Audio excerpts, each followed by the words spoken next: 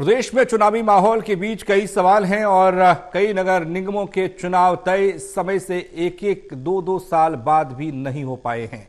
और जहां दिसंबर जनवरी में 5 और नगर पंचायतों का कार्यकाल खत्म हो रहा है, क्या वहां भी तय समय पर चुनाव होंगे, इस पर अब तक किंतु परंतु बना हुआ है। बेशक सरकार निकाय चुनाव की तैयारियों में लगी दिखाई देती है, पर परिस्थितियां ऐसी नहीं दिखती कि चुनाव इस साल के अंत तक भी हो पाए। हालांकि प्रदेश में 5 जगह निकाय के उपचुनाव पर अमल शुरू हुआ है।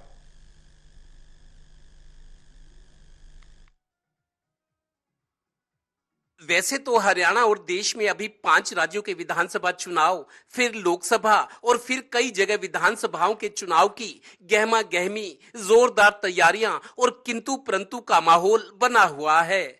इसी के बीच हरियाणा में 5 शहरी निकायों के उपचुनाव की भी तैयारी है। ये उपचुनाव गुरुग्राम के सोहना, कैथल शहर, कैथल के राजौंद, नारनौल और रेवाड़ी जिले के बावल में होने हैं।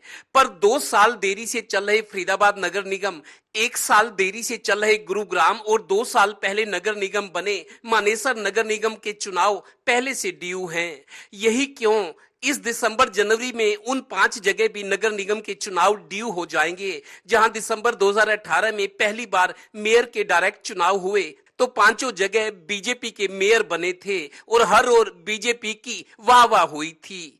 लेकिन ये ड्यू चुनाव क्या इस साल समय पर हो सकते हैं? हो जाए तो भी कोई दिक्कत नहीं है, वो सरकार के ऊपर है। जब कराना चाहे करा सकते हैं। सरकार की तरफ से और पार्टी की तरफ से तैयारियां पूरी हैं। हमारे आप देख ही रहे होगे, हर रोज पन्ना पर मुखिया कार्यकर्ता तैयार है। वो सरकार की मंशा के ऊपर है, वो अब कराना चाहें या लेट कराना चाहिए, वो उन्होंने देखना। हम अगर अपनी बात करें तो तैयार है। ये तो साफ हो गया है कि प्रदेश के मुख्य सचिव संजीव कौशल ने सभी प्रशासनिक सचिवों और विभागाध्यक्षों को 5 जगह शहरी निकायों के उपचुनाव के मद्देनजर इन जगह के सरकारी अधिकारियों कर्मचारियों के तबादले या किसी नियुक्ति पर मतगणना के वक्त तक रोक लगाने के आदेश जारी किए हैं।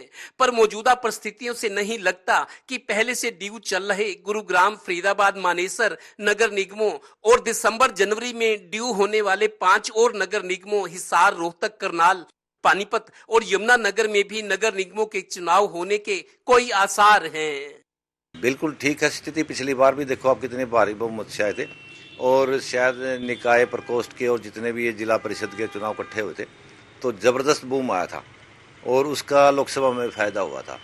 अब भी इसी बार ऐसा ही होगा कि बहुत ज़्यादा। हमारे पानीपत में देख लो, 24 के 24 पार्षद इसमें से आए थे, 26 थे तो 2 और थे, वो बाद में ज्वाइन कर लिया था, अलग बात है। 24 पार्षद बीजेपी से चुनाव जीते थे। हालांकि जिन 28 शहरी निकायों के चुनाव की वार्ड बंदी और आरक्षण के प्रावधान का काम चल रहा था, उनमें 24 निकायों की वार्ड बंदी पूरी होने और 19 का ब्यौरा तो चुनाव आयोग को भेजने की भी खबरें आ रही हैं।